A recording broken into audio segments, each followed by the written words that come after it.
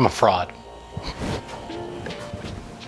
Now, my original vision with Mortgage and Mitre was to be able to post the woodworking that I was doing, as well as share just some mortgage financial advice.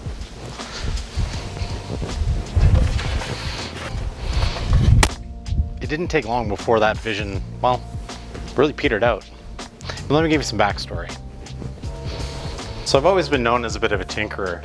As a kid, I was always the one who would take things apart to see how they worked, not always getting them back together. I would always rather build my own toys or use my imagination as opposed to drawing or any of the other kind of creative arts that a lot of kids do.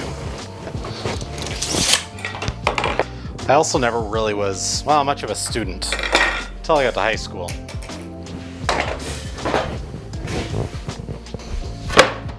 This is actually a perfect example of that. This, at one point, was a Tonka ambulance, but I think it needed a new life when I was a kid as something out of a movie like Mad Max.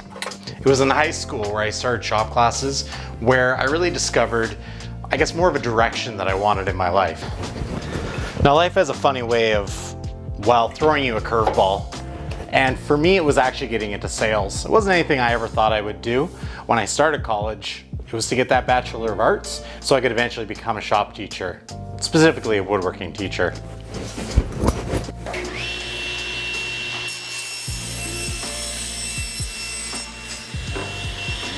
And being in sales eventually led me to, well, becoming a mortgage broker, which I still am as of today.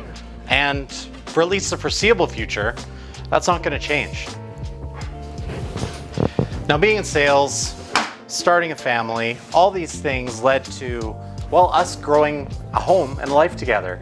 Bought our first house, did some renovations on that, just minor things, eventually ended up building our garage and enjoyed the whole process of that as opposed to just hiring someone to do it. But it wasn't until we moved again that I rediscovered woodworking. Now, one day Erin was sitting at her computer and researching end tables. We just moved into the house and we didn't have a lot of furniture that fit in the space that we were in. So there I was, hanging out on the couch, minding my own business, and she called me over. Hey Chris, check out this end table. Yeah, one sec. That's nice, I like that. But how much is it? Well, so that moment sparked something in me. And I said to Erin, I bet you I could make that. So I downloaded some plans off of annawhite.com, picked up some 2x4s, and bought myself a Craig jig. That was it for me. I was hooked. Didn't take long before I had friends, family, starting to ask me to make commissions and things for them. But the problem was, it actually started to take away from my real business.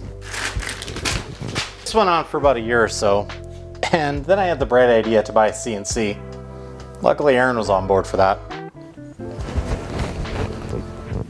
So it wasn't so much the purchase of the CNC that was the catalyst, as much as it was all the research I did on YouTube, learning about what CNC to buy. And it was creators like Bob from I Like to Make Stuff, Dave Picciuto, and those that were reviewing the CNCs at that time that got me excited about the idea of potentially one day doing content. My mortgage business was my primary focus, and I didn't want to take away from that by posting anything on social media about what I was doing with my woodworking. So it was actually Erin who had the idea for Mortgage and Mitre, and initially Mondays I was posting Mortgage Minute Monday videos, which was just quick little content just about tips and tricks and things that people might find interesting about financial advice for obtaining a mortgage or what kind of mortgage would actually work for them. That allowed me the ability to post the woodworking content on the weekends as well, and I started that on Instagram and eventually moved things over to YouTube. But here's the thing, it really didn't take long before the weekly videos, well, kind of started to fade away, and it was more about the woodworking content than anything.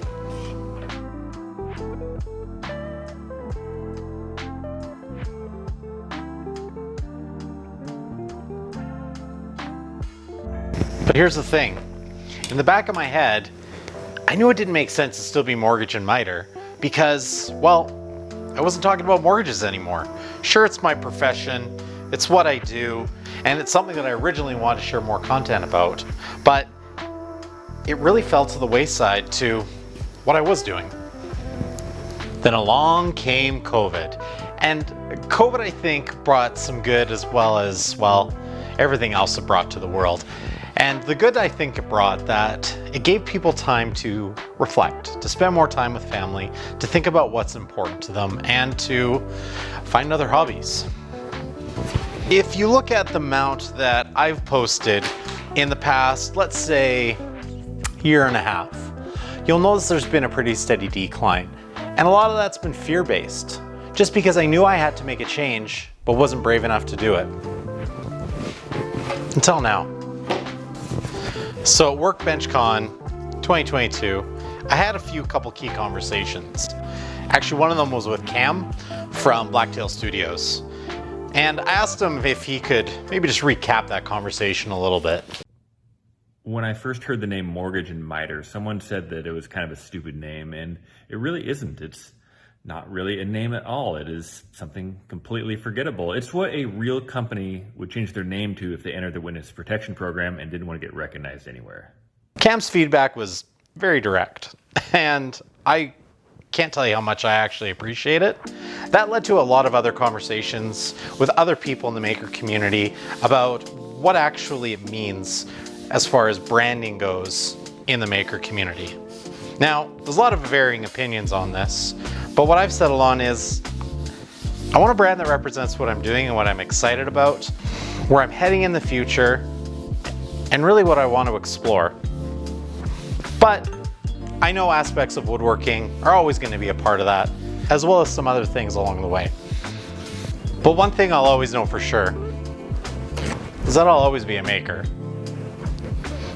This leads us to today. And like I said, after several months of planning and thinking, today's the day things change. For those of you who are new, and those of you who have been here for a while, let me be the first to welcome you to Further North Fabrication.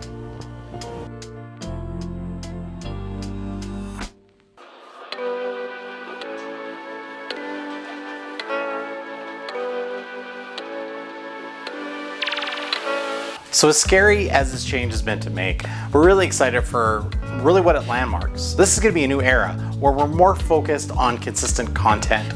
Aaron's going to be more involved in helping out in the videos and around the shop. And we also now have merchandise. This is something that I've kind of struggled with the idea for a long time, but this is just a great way for you to get something for supporting us. If you check the link in the description, you'll be able to check out all the products that we're excited to share with you guys. We have several large projects that we're going to introduce as well as show you in the next couple weeks. So hopefully you're subscribed and you've hit that bell icon so you don't miss what's next on Further North Fabrication.